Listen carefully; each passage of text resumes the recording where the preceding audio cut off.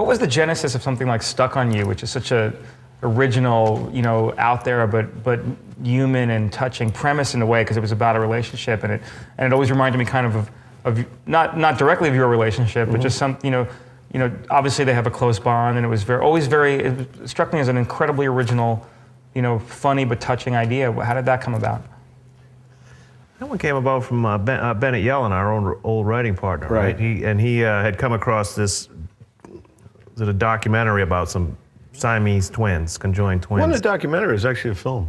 Oh yeah, they had made a film back in the 1930s and 40s. These two gals and they were conjoined, had made a movie, and he was looking at it and saying, he got us thinking that we should be making a comedy about some conjoined twins, and it's just something that we started running with then, and we worked on for a long time because it just didn't come easily. But it was a fun movie to make. You mentioned Cher earlier, but Greg Kinnear and Matt Damon, they were both a lot of fun to work with. So we had a good time with that one.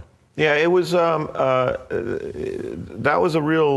one of those movies didn't do well. That and Kingpin were probably they did less than anything we've ever done, but I love that movie. Well, Stuck on You again has a following way after it's theatrical, where it's kind of brought up and talked about. And it's brought up now and then. It makes me feel good. Like occasionally people come over like, "That's my favorite." I'm like, "Oh, right there," because I really love that movie. And by the way, there are similarities that were pointed out to us about us. Like there were a lot of things we were unaware of when we were making that movie. Like what things? What was pointed out? He would be much more the Matt Damon guy, and I would be Greg Kinnear. I'm more prone to, or was it the other way around? Who's more gregarious, would you say? Pete. Okay. And Greg was in the movie too, yeah. Okay. Other things, I don't know, just that we stick together, and we came out to Hollywood from back east, and there were many similarities in the story that they likened to us, but. Now, do I remember correctly, one of your original casting concepts for that was Jim Carrey and Woody Allen? That's right. That's true. And the concept with Woody was that he didn't have the liver, so he was aging at a much faster rate. Yeah. Right. And we almost got that made. We met with Woody. He came on. He wanted to do it. And Jim Carrey was thrilled to do it with Woody. But then they didn't come to terms with Woody. I guess his people were asking for a lot of money, and it fell apart. It was very disappointing, but that's one of those guys that just to have been in his office and to have spoken with him. I remember he said one thing. He said, I'd like to do it. I have one request, just one. If this is one thing, and I apologize if this comes wrong, but no toilets. I don't want to be on a toilet. If you would. And he was okay. Yeah, that's fine. Okay, great. He was. He's one of our idols. Right. Well, with so much outrageous humor going on in a lot of your work in Stuck on You and Shallow Hal, for example, you also managed to work in some really affecting drama and a lot of poignancy and pathos. Is that tricky, that kind of combination, especially in those two films? I think that any good comedy, just a lot of times just masks the fact that there's some kind of sweet story behind it, or there's a little bit of a message or something. The kind of comedies we like to do. There's always if you took away all the jokes, there's always kind of a sappy story behind it. And that just seems to be what works for us. But I also like going into a scene where you think about what the audience is expecting, and I think we spoke about this before, not to always give them exactly what they think they're going to get. And sometimes you go into a scene and it feels like there's going to be a joke here, but you just play it straight. Mm-hmm. We did that a lot, I think, in Kingpin, where if Woody would go back to his hometown, and you almost think there's going to be a joke, but instead he goes down the road of this is where he's hurting and he misses his dad, and that kind of thing. It's so not every single scene has to end with the button, a laugh, a joke. Like some don't, and I think it's been something that we do in our movies, is we try to balance it where you don't quite know when the laughs are coming and when the serious part's coming. Yeah, and also after because of Something About Mary, that was our first R-rated comedy, although Kingpin and Dumb and Dumber were PG-13, they were right on that line. Both times we had to kind of yank them down a little notch. But for Something About Mary, we thought, we don't want to pull it down, so we went crazy, and then we did it again on Me, Myself, and Irene. And our feeling was, we got to a point where people were just expecting this. The great thing about Something About Mary, one reason it worked so well, is people weren't expecting it. We went past where they would. And we did in Dumb and Dumber, too. They weren't expecting certain things. And then when expectations are ahead of you, then we did Shallow Hal. We thought, we don't want to do another Strong R because it's just not going to work. People are going to be ahead of us on this. So what we did was we tried to surprise people by having more heart than maybe they expected. And we entered a little phase there with that, Stuck on You, Fever Pitch, and The Ringer, where we were going in different directions. And we like to kind of keep everybody off balance. And now we're actually going back doing a very strong R-rated comedy with Ben Stiller. So I like to mix it up.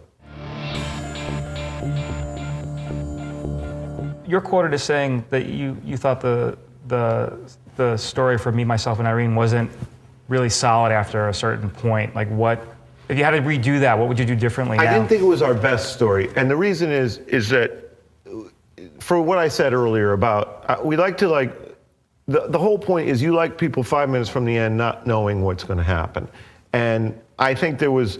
We had, it was Renee Zellweger and Jim Carrey playing two guys, a schizophrenic. One guy is a nice guy, one guy is a not so nice guy. There was no way for her to go. She had to end up with the nice guy, and we could have come away, like if there were another character she could have ended up with or some other way. I just think that it was obvious where it was going, and it ended that way. I love that movie, and I think the first half hour of that movie, by the way, is as good as anything we've done. The first 30 minutes of that movie is solid. It's really good. And maybe that's why the second half doesn't feel so great, because it just, I don't think it's as good as the first. Yeah, well, also it had to do with the guys in it, the three sons, because in a way, I think they kind of stole the show. Like, so you always wanted to see them more, and the part between Jim and Renee, yeah, it was like you knew where that was going. I think you're right. Now, I read you were working on a remake of, or a new version of the Three Stooges. What happened with that project, and what was the kind of genesis of that?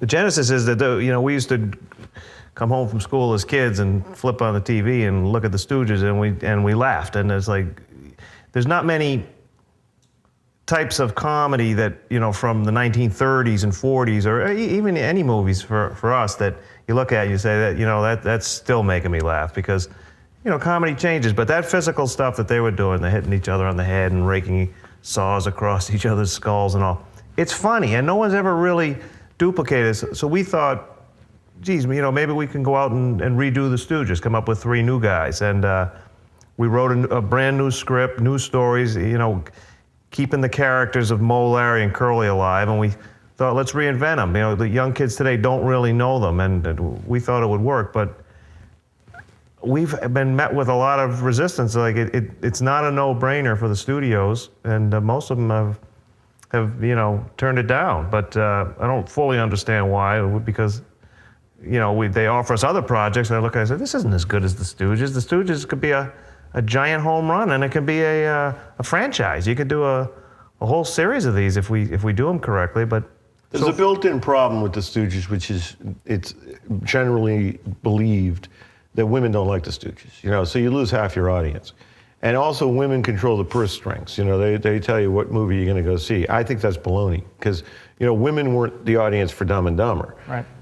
And it did just fine. And I do believe that we are gonna get the Three Stooges made someday. And I mean, I know that's gonna be a good movie. I don't know if it's gonna do well, but I know it's gonna be a great movie, and it'll last because of the physical elements. But it's just, the timing hasn't been right. Well, I've read a draft, and in the draft I read, you get a lot of heart in also with just their kind of quest to find a home for themselves or belong somewhere, because they kind of start life out as orphans. Yeah, well, the Stooges, the ones that we used to watch, were all shorts that they showed before real movies, and they're about 15 minutes long, 20 minutes long, and it was just kind of a lot of hitting and and all, and a lot of them didn't quite have a story. Well, if we're going to do a Stooges movie, you got to bring a story in there, and you can't, we felt like we couldn't just do the same thing over and over and over. So we did have to introduce a little heart, and at one point the three guys, wonder if they can go their own separate ways, and they split up, and things happen like that. But it was a matter of trying to keep the audience entertained for a longer time. I must say, we gave that movie, that screenplay, more thought than any we've ever done. We worked our butts off on that because it was hard. Because all that hitting wears you out. You know, an hour into it, you're like, okay, I've had enough, please stop. And we had to get around that somehow. What we did is we ended up breaking up into 4 20-minute episodes. And the whole movie's an hour 20, which is all you can take. And on the third episode, the movie opens, by the way, you know, with the orphanage. You know, a car whips by an orphanage, you know, 1950s, throws a duffel bag out the window, keeps going. The duffel bag hits the front door, opens. There's a nun there. She looks around, sees the duffel bag, opens it up. A little baby hand comes out, boing, hits her in the eyes.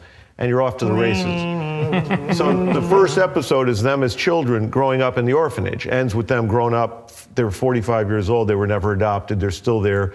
And the nuns want to get rid of them. And they set off to, you know, find what is out there for them. And what we did in this took us a long time to figure out is in the third episode, at the end of the second episode, they have a falling out. Each episode picks up where the last one left off. So there are 4 connected episodes. But each one starts with the song.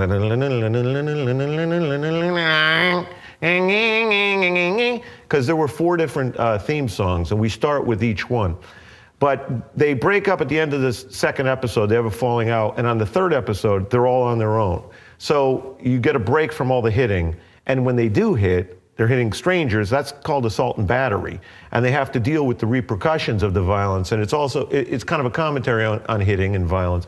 And then they get together again for the fourth. And, you know, I guarantee you, someday that movie's going to get made and it's going to do well. I just know it's going to. But for A couple whatever of minutes ago, you didn't know if it was going to do well. It only took a couple of minutes now. the more I talk You knew it about was it, going to be good. yeah, the more I think about it, you know, when you get no, you do start questioning things. Right. You start wondering, are we way off? You know, Dumb and Dumber took 5 years to get made until you read it and said, okay, I'll do this. And, you know, you do have points where you think, are we just out of our minds? Are we just wrong? Because it seems really funny to us. And there are times when I think about the Three Stooges, that maybe they know something we don't know about marketing and that people won't go to this movie. But I never doubt that that is going to be a great movie. Right. No can also mean you're way ahead, and you're just ahead of conventional thinking. That's true. Like It's Pat.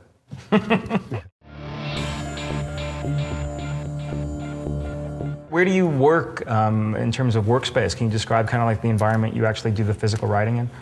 I like this place here. This is a writing studio. You know, this week I live back on the East Coast. Pete lives out here, and this week I'm out, and we're going to be in a hotel room tomorrow morning, like all day, and the next day, and you know, we'll just rent a room and get in there and just stay in there until we come up with something. We write on the run, and we actually have driven across country a few times together writing. You know, just no cell phones, no interruptions. So getting away from like a conventional home-based working space and going out. Well, we both have kids, and you know, there's no getting around it. There's no way you can write at home. There's just none. You know, you hear a noise. What is that? Are they okay?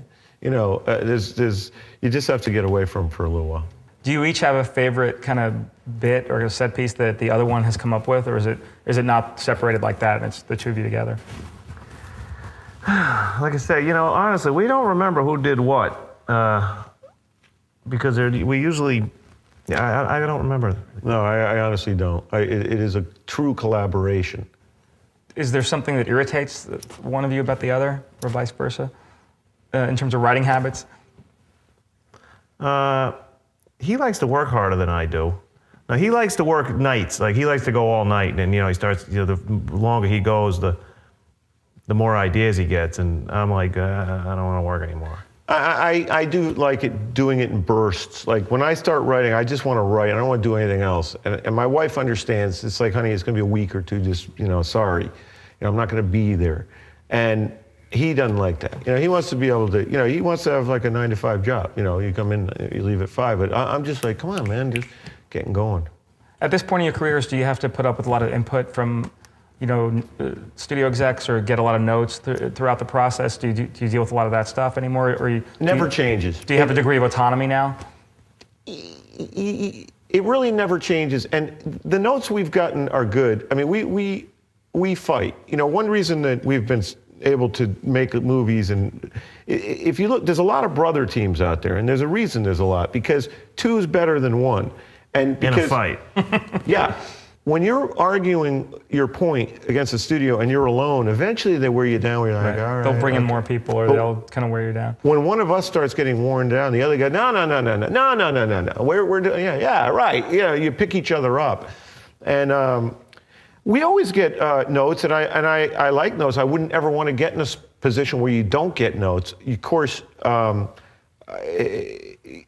on the other hand, we've been given a lot of freedom. You know, on Dumb and Dumber, that was our first movie. You guys never did a peep. You know, you didn't bother us. You know, there were a lot of questions before the movie got going, but once we started shooting that movie, we really didn't. We thought sure you were going to come in and fire us any day. Seriously. We had no experience whatsoever. Well, you know, comedy's so subjective, and you know, everyone at New Line just agreed that you know, when it was ready to go and they could visualize it a little better, was just funny. And how do you tell somebody what's funny? If you think what you're doing is funny, you know, how could an outside source come up with notes about what they think is funny? Isn't it about trusting what you guys think is funny? Because especially when you're drawing from so many personal sources, or you know, just your own working style. Well, I thank God that you got it because Bob didn't. Bob Shea. You know, Bob Shea was supportive. He's fantastic, and I thank God for Bob Shea, because if, you know, he doesn't let us make that movie, we're not sitting here. Right. But he never did get that movie. It was always you, because he even told us, I have no idea. I don't think this is funny. I don't think it's good. But Mike likes it, so let's go. I'm not sure I buy it though, because it was still his dime, and I felt like, you know, at the end of the day, he trusted some part of the process and just wouldn't say, "I trust you guys, just go make your movie." And I saw him chuckle at a few of the test screenings and at the premiere. I know he never got it because when they called us in, they wanted to do the prequel to, you know, Dumb and Dumber, the Dumb and Dumber, which they did. Oh, did they talk to you guys about? They asked us if we wanted to do it. We said, no, we don't want to do that, and we want to wait and do it someday with Jim Carrey and Jeff Daniels. If ever there was a movie that you could do a sequel, and Jeff, of course, always said, I'll do it. Jim said, I'll do it someday. Right. But I knew a prequel would kind of squash that, and we went in and we were talking about why to wait for a prequel, and this is, you know, 3 years ago. And Bob said, well, I tell you the truth, I don't know why a sequel would work, because I never liked the first one. So, remember? And then we all know we got yeah. Jim to say, I'll do it. Yeah. I'll do it in 12 months' time. I'm busy right now, but in 12 months, they were like, nah, let's just do this. So we didn't do the prequel. Do this one now. You see so many comedy scripts these days with like more than 4 or 5 or 6 or 10 writers. Like, why do you think that's happening? I think from our experience, it's been a great thing. You know, first of all, the Writers Guild really bugs me because they hurt themselves. You know, there's this concept, there's a group of people within the Writers Guild who believes that, you know, they try to protect one person and they think only one person should be credited for a movie. My feeling is if a guy writes one line in a movie, his name should be on that movie. Not at the beginning. At the beginning, it should say, just as it is, screenplay by blankety blank. But at the end, it should say additional writers and list every single person who wrote one line in that movie. Or was paid to write, you know. I mean, you know, they're listing the guy who delivered the donuts, and guys who have written like a third of a movie are not credited. It's insane to me. But I find like our best movies are things when we do bring in other people or we rewrite other people. You know, the best collaborations I've ever had are like Decter and Strauss for Something About Mary. They had written a script that was really solid but needed to get pushed over the other side. Bob and I liked the idea. We came in, did a rewrite on that. We shared credit with them, story by them, credit by them and us. Everybody's happy. The movie does great. We knew we could not have made that movie without Ed Decter and John Strauss. No way. And they couldn't have made it without us. That's a great thing. And that's not even mentioning the people who then we bring in to story, table it, and they write a few jokes. And the writers go, I say, I want to thank those guys who did that. No, you can't thank them. We don't want any writers thanked. I'm like, that's insane. They've written jokes. So what we've done to get around it is like, I'll show over the end credits, we just show the pictures of the writers. You can't say they wrote it, you can't say their name, but just picture them. Is there anything about the Hollywood system you'd want to change, or is there one thing that kind of, you know, bugs you that if you could change it, you would? We love the testing of movies, but one of the things that you get when you go to testing of movies is you get some 14-year-old, 15-year-old kid in an audience telling you what he saw last month. Like, oh, I want the guy to get the girl at the end. It's like, well, yeah, that's every single movie. Right. That's every single movie. So they're going to tell you exactly what the most cookie cutter way to do that movie is. And the studio, being in the business of pleasing the audience, like, all right, well, then that's what we'll do. We'll give them exactly what they know they're going to get, and then at the same time they'll say, where's all the innovation? How come there's no good ideas? How come there's, because they're not doing the good ideas. They're not doing fresh ideas. They're making their money doing sequels, which is, just retelling the story they told last year, and that sort of thing. And it's really the audience's fault. The audience, desires a sucky product. They desire knowing exactly. They want to know exactly what they're going to get, and then they get it. And what he's talking about, like a lot of it is, and this bugs me, is the major studios love a fear with a happy ending. I love a happy ending too, but there's a point where, come on, all right, not every movie has to have a happy ending, but now every movie that is a love story or has to have a happy ending. I think of the movies from the 70s when they didn't all have happy endings. Butch Cassidy and the Sundance Kid would have ridden off into the sunset instead of getting gunned down, at the end of The Graduate, they would have had him, if it's made today, they'd be making out in the back of that bus. Heartbreak Kid, he would have been making out with his wife at the end. Those movies had bittersweet endings. They got what they wanted, but there was more question about, what now? I love that kind of ending. I love a, slightly off ending. I don't like everything ding. And when we've tried to do that, we've been met with a lot of resistance because the numbers will not be there in a test screening when you do that. The numbers are going to drop. They're going to drop way off. If 100% of those people aren't happy with them making out at the end, they're going to drop. And a lot of times my argument is, well, it has to drop. It's got to drop, or else you're making mush. Mm-hmm. And sometimes they confuse test scores with word of mouth for the eventual movie. Yeah, I mean, there's just a lot of times I just think that we didn't have to have the exact perfect ending. It would have been nicer if you had something a little twisted, and it's hard to get that. When did you feel like the Red Sox were actually going to win the World Series in terms of fever pitch? Did you have a sneaking suspicion that you were going to be changing that ending, or? And it's a loaded question because Ganza Mandel kind of filled me in on this. But I'm curious. What? All Red Sox fans are extraordinarily superstitious. So they were, as they were getting closer and closer, some guy on the crew who wasn't a Red Sox fan would say, "Hey, what happens if they win?" Because in the original script, they didn't win. And they're like, "Shh, you don't ever say that. Be quiet. You'll jinx them. You can't talk about that." What point in the shooting did that get brought up that they might win? Like how far into they were up in the last series 3-0 in a best of 7. This could if happen. they win tomorrow, this is it. Right. And we flew to St. Louis on a moment's notice and shot on the field. And I think in the long run it was a great thing for Red Sox fans, but I don't think it helped our movie any. What's been your most gratifying experience as writers in your career? Fever Pitch is, it would be between, but these are our last two, Fever Pitch and The Ringer. The Ringer was a love fest. We had 150 kids with intellectual disabilities running around. You show up on the set every day and get 50 hugs. Wow. And these guys, we shot that movie in Austin, which is a great town, and these guys were, for 2 months, 10 weeks, they were the cool kids on campus. I'd see packs of Down syndrome kids walking down the street, and people would be stopping them. You in the movie? They had a ball, and it was very, very exciting to watch it and to be part of that. And I remember at the end of that movie thinking, I'll never feel this again. This is just true joy. But I got to say, watching the Red Sox win, being on the field in St. Louis, we grew up Red Sox fans, and that whole experience, getting to know some of the players and the front office, and having the run of Fenway Park and being behind the scoreboard and doing whatever you wanted to do, going to the game, it's just that's great. Unbelievable. And that's great to feel that excitement about your last one. So it's kind of like you're still on an upward swing. Yeah. Is there any advice you'd give beginning screenwriters, given your perspective after all these years? There's a lot of great books about writing screenplays. Sid Field, wrote the book Screenplay. I think everyone still follows that. And there's a lot of other good books about how to make a good screenplay better. And they'll explain to you the format. You have to follow the format. If you deviate from the format at all, the reader's gonna go, this isn't a real screenplay, and they're not gonna give it its due. That said, when we were beginning screenwriters, we used to write what we thought that they wanted to read.